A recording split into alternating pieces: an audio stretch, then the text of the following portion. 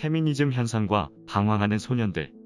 이 칼럼은 월드뷰 7월호에 실린 칼럼으로 한국 성범죄 무고상담센터의 소장인 이명준 소장이 쓴 칼럼입니다. 먼저 기성세대가 이해하기 어려울 정도로 극심한 젊은 세대의 남녀 갈등 현상은 단순히 시간이 지나면 알아서 해결될 문제가 아니다. 그러나 기성세대 또한 이 현상에 대한 책임에서 자유롭지 않다. 단순히 남의 일이나 요깃거리를 대하는 심정으로 이 글을 쓰는 것이 아니라 진심으로 우리 세대와 앞으로 태어날 후세대를 비롯한 국가 공동체가 심히 걱정되어서 쓴다. 현재의 시간을 살아가는 청년들은 길을 잃은 정체성 고아와 같다. 이들은 역사상 가장 자기 성별에 대한 자긍심이 떨어지는 세대다. 소년들은 남성성에 대해 죄의식을 갖도록 교육받고 있으며 소녀들은 여성성에 대해 부정하고 벗어나야 한다고 교육받는다. 즉, 소년과 소녀로 하여금 타고난 남성성과 여성성에서 회피하고 도망치도록 배운다. 결국 가장 중요한 것은 남성과 여성의 갈등 이면에 자신의 터전이 될 수 있는 고유한 영역, 즉 성별을 잃느냐 회복하느냐 하는 문제다. 그러나 성별이라는 고유한 터전을 회복하려는 움직임을 페미니즘 언어와 문화가 오히려 갈등으로 치닫도록 왜곡하고 있다. 페미니즘의 언어와 세계관은 끊임없이 남성과 여성이라는 터전을 곡해해서 남성성과 여성성을 망가뜨리고 구겨서 호도한다. 사실 남녀 갈등은 남성도 여성도 일으킨 적이 없다. 남자아이들은 자신이 가진 남성성은 나름대로 매력적이고 멋진 것으로 생각하지만 페미니즘은 내가 가진 남성성이 바로 여성성을 핍박하는 악한 것이라고 호도한다.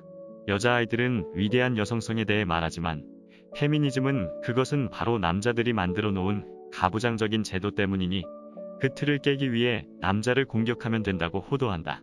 페미니즘에 대한 지적과 깊이 있는 논의를 회피하고 묻어버리고자 여성을 방패막이 세워 원치도 않는 여성과 남성이 이유도 모른 채 일단 서로 으르렁거리고 있다. 페미니스트들이 페미니즘에 대한 지적을 곧 성차별주의자, 여성 혐오주의자로 매도하는 것을 보고 있자면 마치 북한이 제시하는 평화통일과 낮은 단계의 연방제통일에 대해서 지적하는 사람을 전쟁을 추구하고 갈등을 야기하는 전쟁광으로 묘사하는 것과 같다. 우리는 페미니즘이라는 이데올로기에 매몰되는 여성들을 남성과 여성의 화합으로 구출하고 싶은 것이다. 페미니즘의 의도, 배제된 남성의 서사. 현재 페미니즘이라는 이데올로기는 아버지와 어머니의 위대한 서사를 저주한다. 자라나는 청소년들은 보고 배울 수 있는 그 무언가의 역할, 자신에게 사명감을 부어줄 수 있는 롤모델이 부족하다. 소년들에게 비치는 아버지는 피곤하고 초라한 모습이다. 가정과 사회에서 소년이 배우고 따를 수 있는 남성상이 부재하다.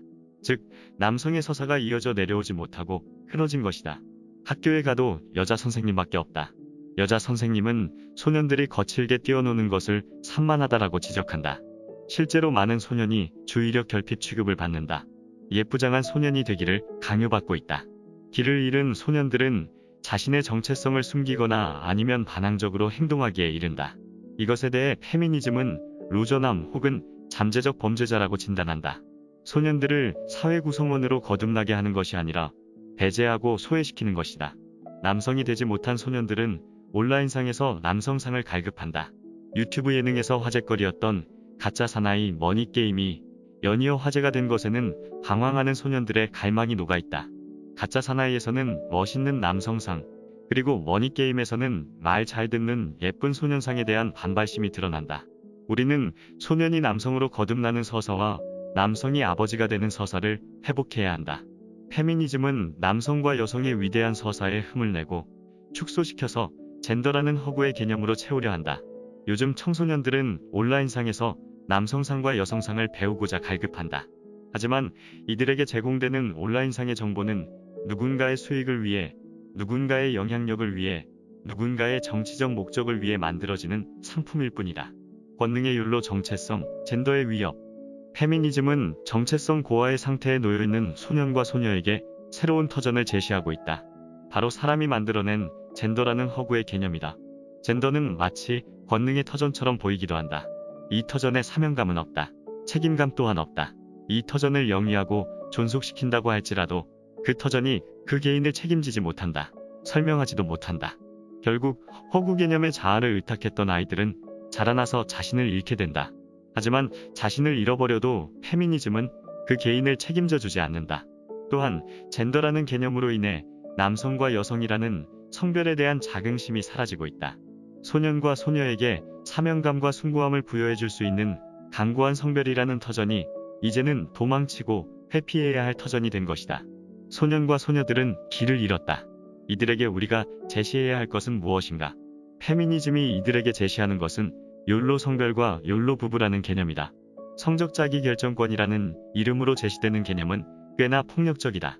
자신의 터전을 오랜 시간 공을 들여 가꾸는 것은 중요하다.